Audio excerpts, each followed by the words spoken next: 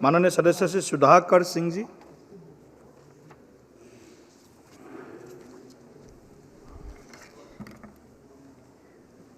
सभापति महोदय, भारत के रूपांतरण हेतु परमाणु ऊर्जा का संधारणीय दोहन और अभिवर्धन विधेयक 2025 अधिनियम पर विशेष चिंता व्यक्त करने के लिए यहाँ खड़ा हुआ हूँ, जहाँ पर परमाणु ऊर्जा अधिनियम 2062, 1986, 1987 तथा वर्ष 2015 में संशोधनों का निरसन के साथ वर्ष 2010 में व्यापक चर्चा और सहमति के आधार पर परमाणुीय क्षति के लिए, परमाणुीय नुकसान के लिए सिविल दायित्व और त्रुटि रहित दायित्व व्यवस्था के माध्यम से किसी परमाणुीय घटना के पीड़ितों को शीघ्र प्रतिकर के संदाय का उपबंध के लिए अधिनियमित किया गया था, उसका भी आज यहाँ निरसन होने की बात है।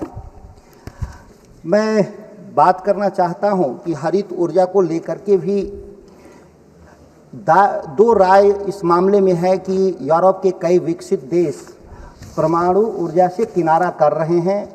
खासतौर से जर्मनी अपने सभी पुराने परमाणु घरों को बंद कर दिया गया और वो एक वैकल्पिक हरित ऊर्जा की तरफ बढ़ना चाहते हैं। मैं विरोध में इस बात को नहीं कहना चाहता हूं, लेकिन ये जो दो राय है उसको सदन के सामने में रखना चाहता था। तो तीसरी बात एक बहुत महत्वपूर्ण बात है कि इस देश में जो संशोधन है, मैं कोई निजी क्षेत्र का विरोधी नहीं हूं, लेकिन क्रिटिकल एरिया में परमाणु बिजली घर के क्षेत्र में निजी क्षेत्र खोलने का क्या औचित्य है? क्या देश की सरकार यह मानती है कि हमारे पास पैसे का घोर अभाव है, हम बिजली घर नहीं लगा सकते, या टेक्नोलॉजी को लेकर के इनके भीतर की टेक्नोलॉजी हमारे पास नहीं है?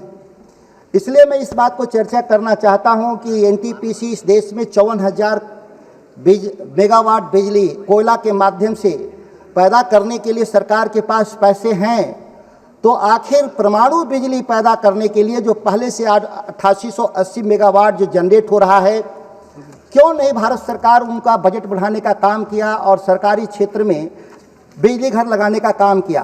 बिहार में प्रस्तावित रजौली परमाणु बिजली घर पिछले 20 साल से 2 दशक से आज तक उस पर एक ईंट नहीं रखा गया। ये प्रस्तावित, क्या सरकार को कौन चीज़ ऐसा रोक रहा था इस काम को करने के लिए? जब 8 से 9 हज़ार मेगावाट बिजली पैदा करने के लिए जब देश का कानून आपको रोक नहीं रहा था, तो फिर रजौली में बिजली घर लगाने से कैसे रुका?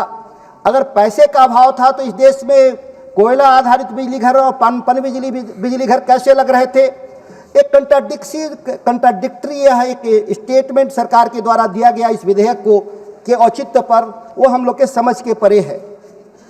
इसलिए मैं कहा कि इसका विरोध इसलिए भी नहीं है क्योंकि परमाणु बिजली अगर पैदा ही करना है तो सरकार के नियंत्रण में क्यों नहीं बिजली पैदा होना चाहिए, क्योंकि यहाँ ड्यूडल टेक्नोलॉजी का इस्तेमाल होता है, जहाँ परमाणु बिजली पैदा करने में जो संबंधित जो यूरेनियम है, अगर निजी क्षेत्रों के जरिए कहीं से लीक हो गया, जो अभी भी हो रहा है, कई जगह पे बिहार में यूरेनियम पकड़े गए, देश के कई हिस्से में यूरेनियम पकड़े गए, जबकि ये टोटली गवर्नमेंट के कंट्रोल में है। जिस दिन निजी क्षेत्रों में चला जाएगा, ये सुरक्षा टूट जाने का खतरा। 1 मिनट सर दिया जाए, बिहार का सवाल है।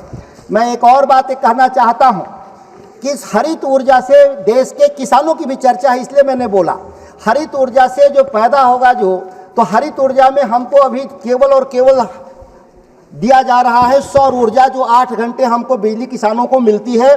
बिजली विभाग ने अलग से फीडर बना दिया गांव के किसानों को कि 8 घंटा से ज़्यादा बिजली नहीं देंगे। क्या सरकार इसमें यह बात रिजर्व करेगी कि परमाणु बिजली से पैदा होने वाला 24 घंटा बिजली किसानों के लिए भी 24 घंटा उपलब्ध हो रहेगा? इसके लिए भी इसमें प्रावधान अगर करेगी तो बहुत अच्छा होता।